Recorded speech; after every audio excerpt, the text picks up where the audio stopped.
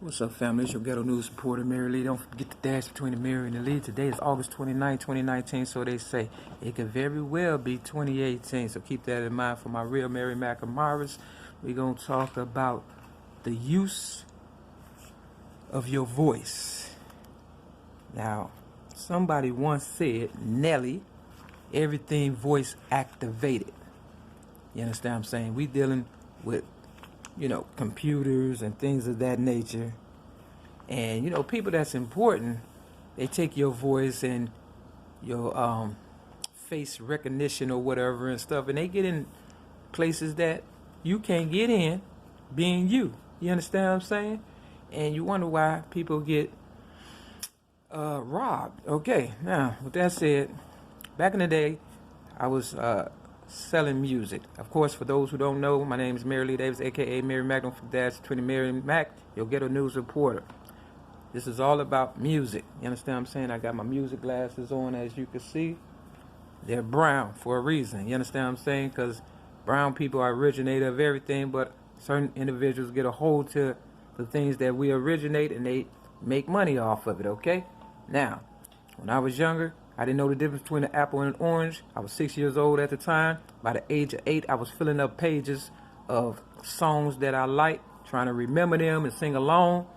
Long story short, I started changing the words at the age of 8 and making rhymes into stories. So, when I gave my book, Rhymes, Poems, and Metaphors Plus One Song, to my city, Chicago, it was a book of rhymes and one song. One song being a church song that I came up with the help of my higher power time and time again. Now, with that said, at the age of 8, like I said, I was making rhymes. I am the originator of rap. I'm the reason for AA. I'm the originator for a lot of things, but because people, do steal, kill, and destroy, you understand what I'm saying? I only make $771 a month. We'll get back to that. All right. Now, I sung a song in church one Easter at the age of 8. Concord Missionary Baptist Church right down the street where I stay. You understand what I'm saying? It's on 63rd and Kimbark, the church. And the song was I Don't Feel No Ways Tired by, Aretha Franklin or her father, Reverend James Franklin. I believe that's his name. I still don't feel no ways tired. I'm 52 years old. Many, many moons ago, right? For somebody who didn't know the difference between an apple and orange, I've come a long way. But I haven't gotten anything that I'm, worthy of thus far. But I've had a lot of ass whoopings and near-death, experiences due to the fact that, fake people want my legacy, my money, property, prestige in Chicago, America, and has used me up to, advance their career or whatever the case may be. Now, China. Let's talk about that. I love music so much. I end up staying with my sister. We're going to skip some things. Linda Nelson. Supposed to be my sister. She's light, bright, damn near white. We talking Willie Lynch, all kind of stuff. Conscious people, you know what I'm talking about. Unconscious people, figure it out. So, I'm staying with my older sister, Linda Nelson, and her 4 nieces. And, they was getting on my nerves. I felt as though they needed money. They knew who I was. They was getting paid for having me there, but I wasn't making much money. $50 a month. Told my caseworker I needed more money. They upped it to $75. That didn't do any good. I went to job court. I come out. Before I went to job court, I met a lady by the name of Donna Marie Evans. She was like 27 years old, and I was about 18 at the time. I met her on the King Drive bus with my niece, Juanita Nelson, a.k.a. Nene. With that said, she slid me her number and stuff. I thought it was the luckiest day of my life. Turned out to be a fucking headache. It's still a headache to this day. You understand what I'm saying? Mind you, I was a teenager. She was grown as fuck, and she was an Italian at that. You understand? On the south side of Chicago, where nothing but colored people resided. You understand what I'm saying? Back then. Now, it's being infiltrated of all races, okay? Now, everybody was getting on my nerves. Donna was getting on my nerves. She was trying to turn me to a sex fiend, a dope fiend, all kind of shit. But at this time, I'm still writing because that's what I do. To relieve my stress, I write. They realized I was a good writer. They tried to make me, you know, one of them, a rapper, but I'm the originator of rap. So, you know, that wouldn't have been good because I would have sold myself out. Thank God I didn't. You understand what I'm saying? And that's why I get $771 a month, a crazy check. You understand what I'm saying? So they say. I call it an investment. All right. Now, in crazy people, if that's what you want to call it. So, I need you to read your Bible, 2 Corinthians chapter 10 and 11. I got to get that out. Don't want to forget. All right. Donna, she was a headache. I went to job court. Long story short, she was always, when I got out of job court or whatever, as a nursing assistant, I realized I couldn't be a nurse because I took a picture in a nursing uniform, a dress, and I had a cigarette dangling out of my mouth. I said I can't be a nurse because I was smoking back then and doing a little drinking and a little drugging. I was a teenager or whatever. You understand what I'm saying? Thanks to Donna Marie Evans turning me on to drugs and alcohol. Okay? So I said I can't be a nurse. So I needed to figure out what I was going to do with my life.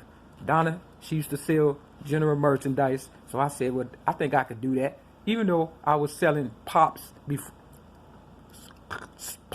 as in, you know, sodas and stuff before I went to job court while I was staying at my sister's house, you know, on the south side. And she didn't want me doing that. So, you know, headache. I end up, you know, getting out of job court. And, you know, like I said, Donna was selling general merchandise. So I was like, well, I could do that. Even though I was looking at the people on the train do it, I just didn't know how to go about doing it. So she took me down to the wholesale store called Jewtown at the time. It's no longer Jewtown. They have remodeled it, and a lot of stuff has, you know, gone on back to China or whatever and stuff. She also took me to the Chinese restaurant one time, and she took me to a restaurant, looked like a mob restaurant in Hyde Park one time and stuff. So basically she was just, you know, moving me around or whatever. Now, mind you, you know, Donna, she's into real estate now, banking, and she used to, you know, she knew all the cops. She would never get in trouble. She was a troublemaker and stuff. I used to fight all the time. One time I got so mad, I hit her on King Drive, 55th Street. You understand what I'm saying? And that's all it took, I guess, to prove that I was a problem, when in fact she was the problem. I just got sick and tired that day and didn't know how to articulate what was going on in my life at the time, because like I said, I was just a teenager and she was older than me, and she was a troublemaker and stuff. You understand what I'm saying? But we hung in there for about 11 years. I did it because of her son, Mario Darrell Evans, because I knew his mother was crazy and stuff, and I didn't want him to grow up crazy. But, you know, birds of a feather flock together, and the apple don't fall too far from the tree. You understand what I'm saying? With that said, I hope his ass get his shit together and tell his mama, you know, stay off my motherfucking trail. What we had is over. It'll never happen again. And if she loved me at all, she will, you know, do right by not only me, but you as well. You understand what I'm saying? Troublemaker, the famous prostitute, is in the Bible. Read it, Google it, whatever you got to do. Now, let's talk about today. Now, China has, you know, after I started selling general merchandise, I wanted to get back to the music because that's well, like I said, music is my life or whatever and stuff, right? Saved my life. Now, I started selling music, but I was getting it from the Chinese at the time, cassette tapes, and I would go to the flea market on the west side. And sure as my name is Mary-Lee Davis, a.k.a. Mary Magdalene, from that's between Mary and Lee, the Chinese people were selling the cassette tapes 3 for $5. Now, I'm buying my music, my color music, from them, the Chinese people, and the black people would go to the Chinese people, and I would have the same price as the Chinese people. Now that right there, I knew I was being infiltrated. You understand what I'm saying? So if you follow the music, you get the money. And of course, I knew the music. I know the music. I've been listening to the music all my fucking life. I am music, right? So the Chinese, after they made a killing, they gave it to the Arabs. Had to go to the Arabs to get the music. And then, you know, some of the DJs, I had to go to the DJs. At one time, I went to the police. They was selling music. I was getting it from them. And then, you know, after all that, I eventually, towards the end of my music career, general merchandise selling in the streets of Chicago, you know, career, you know, I decided I wanted to write my book, Rhymes, Poems, Metaphors Plus One Song. So I was introduced to the internet. I guess by this time they had made enough money off of me and they was ready to get rid of me or whatever the case may be. I was about 30, 9 at the time or something like that. But let's back it up a little. I'm up north now, Rogers Park. I'm in AA. I'm a pillar in my community. I'm sober. I'm not drinking, drugs, or smoking, none of that. Got my own. I'm at a fucking mall called Clark Mall. It was on Chase and Clark. It's now a school, math and science school. You understand what I'm saying? Because they trying to discredit me and my legacy. I was the only Native American in the mall or whatever. It took me a whole bunch of money to stay in the mall because once I got the first spot in the mall, that was nice. They found a way to, you know, tell me, hey, you can't be in this spot because this guy, he's selling music and this blah, blah, blah, bunch of shit, right? So I humbled myself and I went to a smaller part. You understand what I'm saying? And, you know, I had enough money. I could have bought a car brand new. I decided not to because I figured it was going to be some shit, and sure enough, it was and stuff.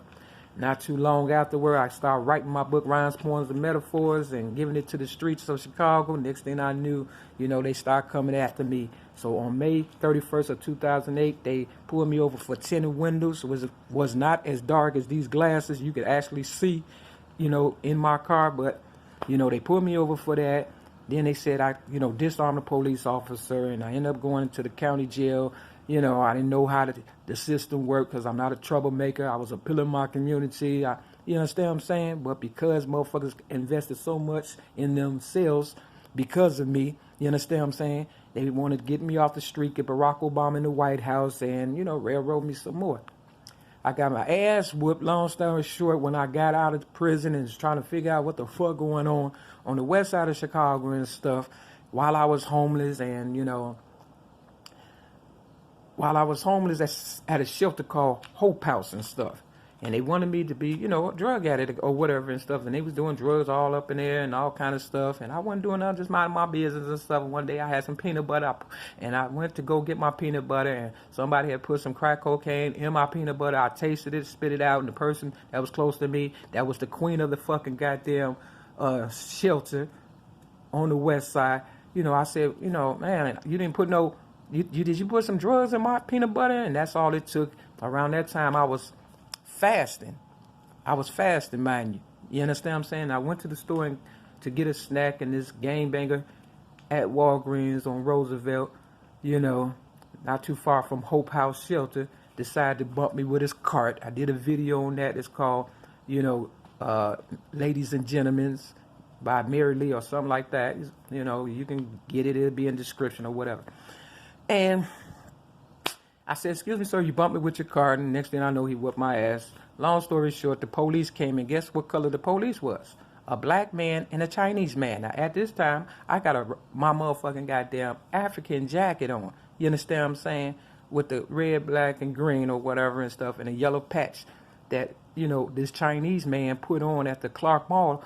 You understand what I'm saying? For me. He put the jacket on. He used to sell hats and put patches on things and, you know, all kind of shit. So the Chinese motherfuckers now, you know, have used us up, ran back to China, talking about they the best and everybody investing in China and America ain't gonna never make it again and all that shit. I said, like Trump, let's make America great again. All the shit that I'm talking about, I'm gonna put the links in so you can see and it'll all add up. I'm just running through shit to let you know. The Chinese on my trail, and, you know, they stick together with the white people. Anybody with stringy hair, you understand what I'm saying? But even China Mac, who stole my name, Mac, China Mac. Imagine that. After all I done gave my money to China and stuff, wholesale and music and all, he done stole my name now.